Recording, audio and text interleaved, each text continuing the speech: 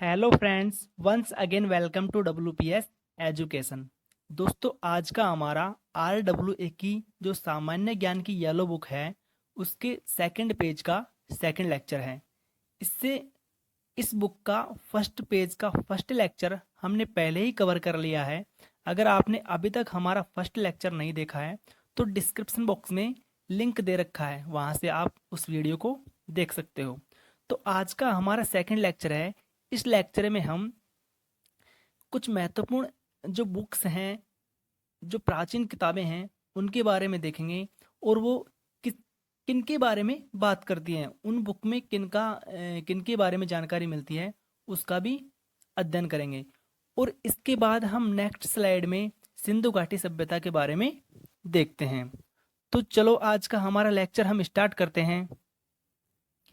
अर्थशास्त्र एक राजनीति शास्त्र है। इसमें मौर्यकालीन इतिहास की जानकारी मिलती है। अर्थशास्त्र में कौन से काल की जानकारी मिलती है? अर्थशास्त्र में मौर्यकालीन इतिहास की जानकारी मिलती है।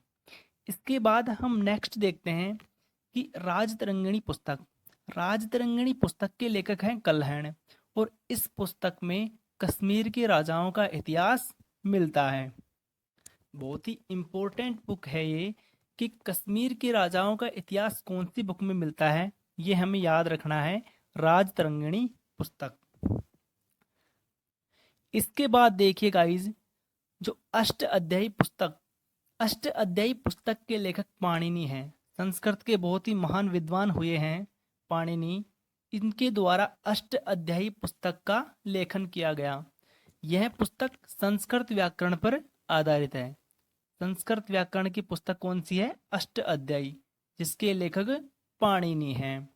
इसके बाद देखिए, सबसे प्राचीन स्मृति मनु स्मृति है, जिसके लेखक मनु हैं। मनु के द्वारा मनु स्मृति लिखी गई, जो कि सबसे प्राचीन स्मृति है। नेक्स्ट, जो जैन साहित्य होता है उसको आगम कहा जाता है। दोस्तों, यहाँ पर हम वन लाइनर बहुत ही मोस्ट इम्पोर्टेंट कंटेंट देख रहे हैं। जो वन लाइनर इम्पोर्टेंट जो किताब की क्वेश्चन है उनके बारे में हम अध्ययन कर रहे हैं, जो कि SSC के फेवरेट क्वेश्चन है। इसके बाद देखिए, जैन धर्म का प्रारंभिक इतिहास कल्पसूत्र नामक बुक में मिलता है। यह पुस्तक भद्रभाव ने लिखी। भद्रभाव ने कौन सी पुस्तक लिखी? कल्पसूत्र। और इस पुस्तक में जैन धर्म का प्रारंभिक जो इतिहास है, जैन धर्म की जो प्रारंभिक जानकारी है, वो इस बुक में देखने को मिलती है। इसके बाद देखिएगा, जातक कथाएं बौद्ध धर्म से संबंधित है। इसमें भगवान बुद्ध के पूर्व जन्म की कहानियों का वर्णन मिलता है। जो जातक कथाएं होती हैं उसमें महात्मा बुद्ध के पूर्व जन्म की कहानियों का वर्णन देखने को मिलता है। इसके बाद भारत का सबसे प्राचीन नगर मोहनजोदारो है, जिसे मृतकों का टीला भी कहा जाता है। मृतकों का टीला किसे कहा जाता है? मोहनजोदारो को। इसके बाद असम में पाए जाने वाला गिबन भारत का एकमात्र कपि है। ये हमें याद रखना है। जो असम में जो गिबन पाया जाता है वो भारत का एकमात्र कपि है। ये भी हमें याद रखना है। इसके बाद हम नेक्स्ट स्लाइड में देखते हैं। यहाँ से हमारा नया टॉपिक स्टार्ट हो जाता है, सिंधु घाटी सभ्यता या हड़प्पा सभ्यता। तो दोस्तों, सिंधु घाटी सभ्यता का कार्यकाल 2500 ईसा पूर्व से 1750 ईसा पूर्व था। ये हमें याद रखना है कि सिंधु घाटी सभ्यता का जो काल था वो 2500 ईसा पूर्व से 1750 ईसा पूर्व था। ये हमें याद रखना है। ठीक है, कहाँ से कहाँ तक? 2500 ईसा पूर्व से 1750 ईसा पूर्व।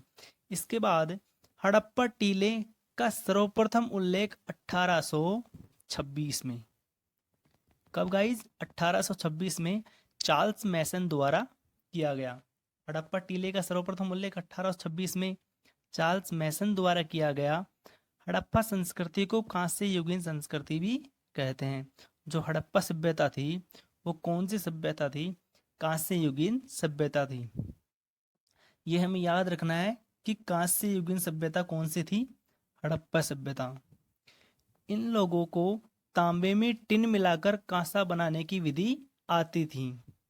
दोस्तों, जो हड़प्पा सभ्यता के जो लोग थे वो तांबे में टिन मिलाकर तांबे में टिन मिलाकर जो कांसा बनाने की जो विधि उनको आती थी उसके वो जानकार थे। ठीक है गाइज। इसके बाद सिंधु घाटी सभ्यता की खोज किसने की? सिंधु घाटी सभ्यता की खोज दयाराम साहनी जी ने की थी। राय बहादुर दयाराम साहनी, ये हमें याद रखना है, बहुत ही इंपॉर्टेंट लाइन है गाइज। ठीक है। इसके बाद देखिए, इस सभ्यता के मुख्य निवासी द्रविड़ तथा भूमध्य सागरीय थे। सिंधु घाटी सभ्यता के जो मुख्य निवासी वो कहाँ के थे? द्रविड़ तथा भूमध्य सागरीय थे। सिंधु घाटी सभ्यता एक नगरीय सभ्यता थी। कौन सी सभ्यता थी? एक नगरीय सभ्यता थी। कांस्य युगीन सभ्यता थी। नगरीय कांस्य युगीन सभ्यता थी सिंधु घाटी सभ्यता या फिर हड़प्पा सभ्यता, हमें याद रखना है। सिंधु सभ्यता का बंदरगाह लोथल को माना जाता है। लोथल सिंधु घाटी सभ्यता का महत्वपूर्ण बंदरगाह था। यहीं से उनका व्यापार होता था। सिंधु घाटी सभ्यता का जो बंदरगाह था वो लोथल लोथल बंदरगाह था। ठीक है गाइज। इसके बाद देखिए, सिंधु सभ्यता की लिपि चित्रात्मक और भावात्मक थी। सिंधु सभ्यता की जो लिपि थी वो क्या थी? भावात्मक, जो एक तरीके से चित्रात्मक रूप में थी, भावात्मक चित्रात्मक थी। यह लिपि दाएं से बाएं लिखी जाती थी। दाएं से बाएं, जैसे हम तो बाएं से दाएं लिखते हैं लेकिन वो दाएं से बाएं लिखते थे, तो ये उनकी लिपि थी। उनकी लिपि कैसी थी? दाएं से बाएं, ये हमें याद रखना है। इसके बाद देखिए, सिंधु सभ्यता में नगर तथा घरों को बनाने के लिए ग्रिड पद्धति का प्रयोग किया गया। सिंधु घाटी सभ्यता में नगर और जो घरों की जो बनावट थी उसमें ग्रिड पद्धति को अपनाया गया और सिंधु समाज एक मात्र सत्तात्मक समाज था। बहुत ही इंपॉर्टेंट लाइन है कि सिंधु समाज एक मात्र सत्तात्मक समाज था, ये हमें याद रखना है। इसके बाद हम नेक्स्ट हमारी थर्ड स्लाइड में देखते हैं। मोहनजोदाड़ो से एक कांस्य की मूर्ति नर्तकी मिली। जो नर्तकी की हुई एक कलाकृति, एक मूर्ति थी, वो किसकी थी? कांस्य की। ये हमने पहले ही देख लिया कि जो मोहनजोदाड़ो ये किसका भाग है? सिंधु घाटी सभ्यता का ही भाग है और सिंधु घाटी सभ्यता कांस्य युगीन सभ्यता थी। तो इसी प्रकार मोहनजोदाड़ो से एक कांस्य की मूर्ति नर्तकी मिली है, ये हमें याद रखना है, बहुत ही इंपॉर्टेंट लाइन है गाइज। इसके बाद देखिए, ये लोग मिठास के लिए शहद का प्रयोग करते थे। किसका प्रयोग करते थे मिठास के लिए? शहद का प्रयोग करते थे, ये भी हमें याद रखना है। इसके बाद देखिए, सैंधववासी सभ्यता सॉरी गाइज सैंधववासी दशमलव प्रणाली पर आधारित बाटों का प्रयोग करते थे।